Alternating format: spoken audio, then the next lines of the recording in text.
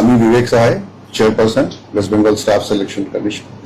তোমাদের একটা বিশাল বড় breaking update, SSC staff selection commission, আশা করি আপনারা জানেন নবগঠিত স্টাফ সিলেকশন কমিশন, সেটা কিন্তু এর আগে রাজ্য সরকার আমলে, ঠিক আছে।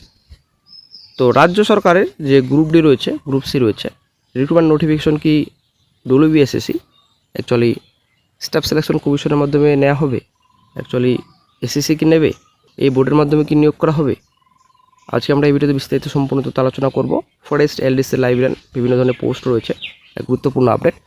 সম্পূর্ণ তথ্য এই ভিডিওতে আলোচনা করা হবে, অবশ্যই ভিডিওটি সম্পূর্ণ দেখুন, শেষ পর্যন্ত দেখুন। চ্যানেল নতুন দর্শক অবশ্যই চ্যানেলটিকে সাবস্ক্রাইব করে দেবেন। ময়ূখ ভবনে আশা করি আপনারা জানেন, এখানে আপনারা দেখতে পাচ্ছেন এখানে অ্যাড্রেসও দেওয়া রয়েছে, ময়ূখ ভবন, 3rd floor, DA block, Salt Lake, Kolkata 70091।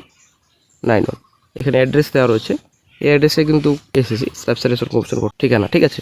তো এর আগে রাজ্য সরকার যখন ছিল, তো তখনই কিন্তু এই বোর্ডকে তৈরি করা হয়েছিল, ঠিক আছে। তো চেয়ারম্যানও কিন্তু গঠন করা হয়ে গেছে, অলরেডি বসেছেন। তো ব্যাপারটা হচ্ছে, এখন নতুন রাজ্য সরকার আসার পর এই যে নতুন SSC staff selection commission, same কি একই থাকবে নাকি আরও কিছু পরিবর্তন হবে, সেটাই হচ্ছে ব্যাপার। তবে এসএসসি চেয়ারম্যান একটা বড় ঘোষণা করেছেন।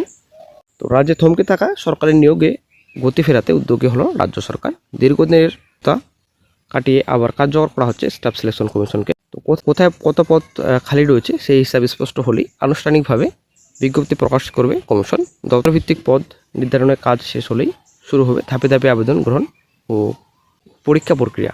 নিয়োগ নিয়ে আইনি জটিলতা ও অনিশ্চয়তার মধ্যে কমিশনের এই তৎপরতা অত্যন্ত গুরুত্বপূর্ণ বলে মনে করছে প্রশাসনিক মহল। কত দ্রুত নথিপত্র চূড়ান্ত করে বিজ্ঞপ্তি বের হয়, সেদিকেই এখন নজর চাকরি প্রার্থীদের। গত মঙ্গলবার এক সাংবাদিক বৈঠকে কমিশনের চেয়ারম্যান বিবেক সাহা এই কথা জানান। চেয়ারম্যান জানিয়েছেন, নবান্নের নির্দেশে রাজ্যের বিভিন্ন দপ্তরের শূন্যপদের তালিকা তৈরি কাজ শুরু হয়েছে। তো কমিশনের চেয়ারম্যান জানিয়েছেন যে excise, ASI, WB, SSC, CGL, then আপনাদের deputy forest ranger, LDC, librarian এবং আরও অনেক কিছু পোস্ট রয়েছে, ঠিক আছে। তো প্রস্তুত, চেয়ারম্যান বলেছেন আমরা প্রস্তুত আছি এবং পরীক্ষার বিষয়েও কিন্তু অনেক কিছু বলেছেন। পরীক্ষা ওএমআরও হতে পারে কিংবা সিবিটিও হতে পারে, ঠিক আছে। সিলেবাস সহ সব তথ্য কিন্তু বলেছেন।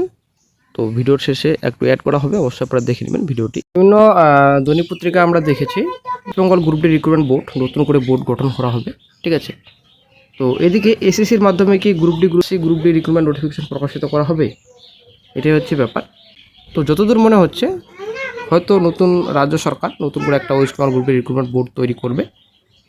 তো এসএসসির মাধ্যমে হয়তো ফরেস্টের কিছু রিক্রুটমেন্ট রয়েছে, এলডিসি, লাইব্রেরিয়ান, আদার্স কিছু পোস্টে নোটিফিকেশন প্রকাশিত করতে পারে।